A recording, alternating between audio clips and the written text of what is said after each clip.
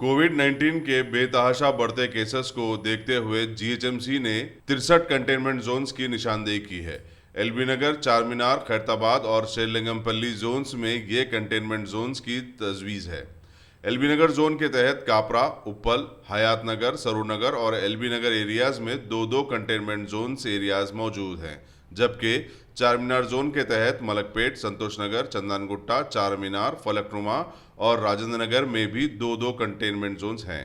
Khairatabad zone के 5 इलाके मेहदीपट्टनम, कारवान, गोशामहल, खैरताबाद और जुबली हिल्स में दो दो जोन्स हैं, जबकि शेरलिंगमपल्ली जोन्स के तहत यूसुफगुड़ा और चंदानगर में 3-3 जोन्स मुमकिन हैं। इसके अलावा शेरलिंगमपल्ली जोन के 2 और मुकामात पटनचरू और शेरलिंगमपल्ली में भी दो दो कंटेनमेंट जोन्स हो सकते हैं।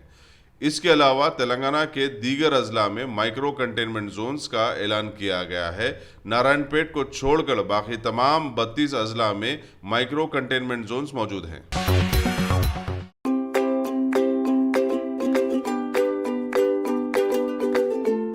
Every child's success story starts here, like a multifaceted diamond.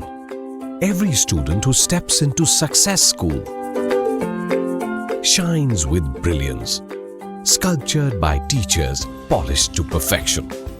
If opportunity does not knock, I will build a door. To us, success comes in cans, not in can'ts. Success is falling 9 times, getting up 10. Some people dream of success, others put their heart and soul into working for it.